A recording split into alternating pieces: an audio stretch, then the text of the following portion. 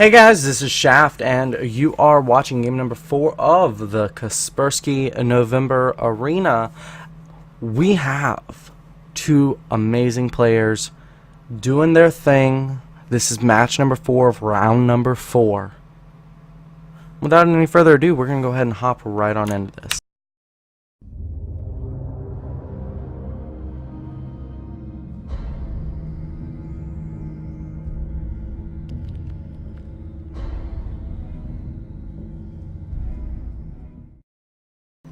Alright, so here on the bottom left hand side of Frost Ladder Edition, it's our teal Zergy McFerguson representing Team Liquid.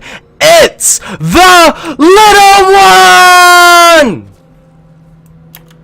And here on the bottom right hand side of the same map I just mentioned, it's Team Alternates Red Brotos Socke.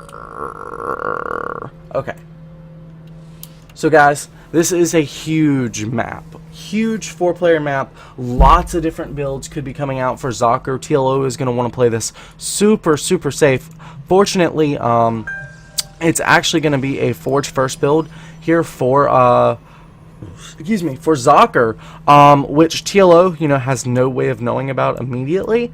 So he's probably going to take an earlier gas than he would necessarily want against this build. However, he is going hatch first, which could actually be really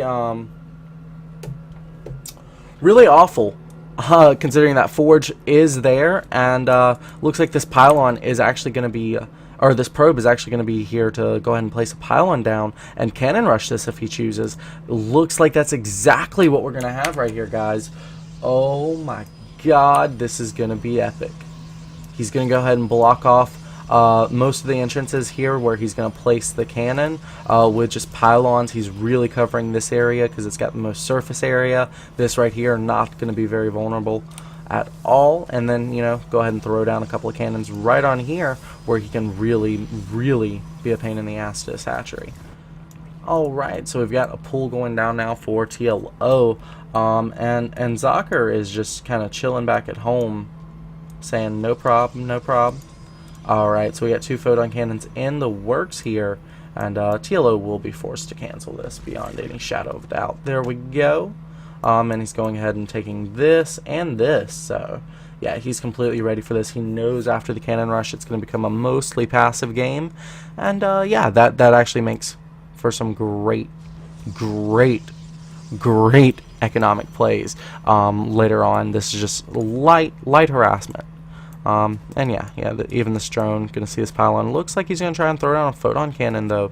Either way, he's trying to bide some time till that pylon finishes, and here we go. Looks like we'll have the photon cannon coming now. Oh yeah, he's choosing. Oh no! He can't make up his mind. So oh, I see what's going on here. The drone is actually blocking that position, and it looks like the probe may die. It's possible. Wow, look at the chasing shields building up. One drone not going to be able to kill off a pylon that quickly, so it's up to the probe whether he wants to go ahead and build a cannon there. I'm guessing not so much. Let's take a look at our instant replay cam, guys. That's kind of what has happened, with this natural here, and it's going to make it harder for TLO to defend, these outward bases against anything Socke may or may not do. However, Socke spent a lot of resources there without much investment return. Cybercore about halfway done now. That is also one of the downsides to doing a cannon rush, as your tech is massively delayed. But again, natural, not even existent. Well, looks like these lings are going to go in, and oh, he's choosing to disengage. Beautiful stuff. So yeah, Socke really went all in on this one. Like, I'm not saying all in the sense that he's dead because it didn't work, but more the fact that this is a best of 5, first to 3 points, and he just did a cannon rush against TLO, who's at game point. So he's really trying to commit. Anyways, Roach Warren about 3/4 of the way done. Ling speed finishing up now. Looks like TLO may be going back to that Roachling Hydra style we saw him employ last game, which can be very good. It's really hard to hold a third as a Protoss if Zerg does that, which will, you know, because he's already at 3 bases, all he's got to do is clear this out and he'll be at 4. He'll be able to get right on up to that Spire Tech he wants off the Roachling Hydra, so just overall solid position here for TLO. However, Overlord possibly dying. Yep. Nope. Not quite. Looks like the Stalker may go around. Yeah, he knows exactly where it's going to be, so. No, he's actually going to go apply pressure instead. That's probably a smarter choice. That Overlord has definitely already been replaced. There's no danger of a supply block whatsoever. Yeah, just mostly setup period here in the game. As you can see, TLO got a small advantage here as far as minerals are concerned, about a third more than his opponent. And yeah, roaches are going to be used now to go ahead and clear off this 4th base, and he'll go ahead and take that, being as it's his natural, and you know he's going to want creep spread extending outside of his main, so that'll help with that a little bit. Creep spread hugely important in this matchup. Maybe not as much as Zerg vs Terran, but still more important than Zerg vs Zerg. Now this Mothership core should go ahead and fall. Yeah, there we go. And here we go. Ling's nefariously doing their counterattacks. We saw a lot of these counterattacks out of TLO in the last game. Looks like this, you know, he's going ahead preparing. He knows the timing for a Protoss third with this build, usually around 10 minutes or so. And yeah, that's exactly when he's hitting here. It's 9.5 minutes. He's just going ahead, getting in position. He wants to cover this base and this base.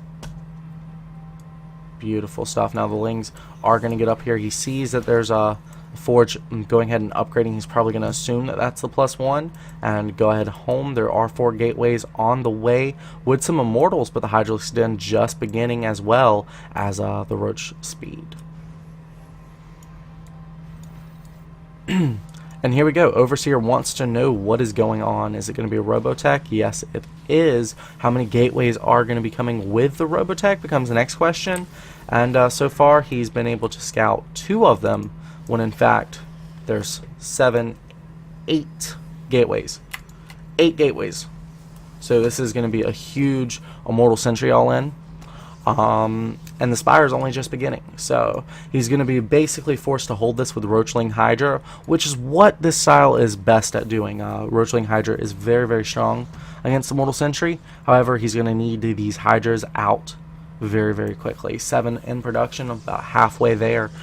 And it looks like Protoss moving in through this tight choke. He's going to try and get a concave here with the roaches. You got to be careful not to lose any of those roaches. Ling's kind of getting peeled off there, but that's completely okay. Lings are expendable, especially as the Spine Crawler and Hydralisks do get in production. Here, Spore Crawler being forced to pull back just a little bit, but again, Hydralisks right here on the left-hand side of the map. Looks like he's going to try and get a good flank here, but he's got to be careful not to commit the Roach Hydra just yet. And here we go. He's got enough Lings here for Meat Shield, who's going to force the Protoss right on back. This is epic.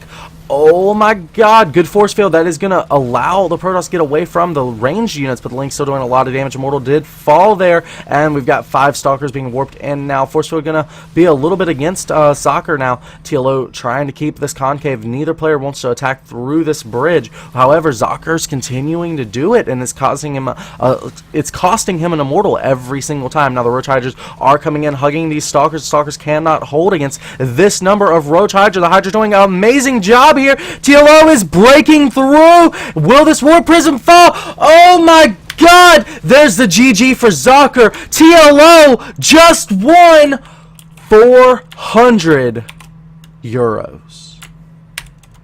Wow, guys, we've got to take a look at that again. Right there on that bridge, you can see that Zocke is getting pushed back just a little bit. TLO doing everything right. He's waiting for the concave, and Zocke obviously doesn't want to commit to this, but he ends up doing it, knowing that he's all in, knowing that there's a timer against him.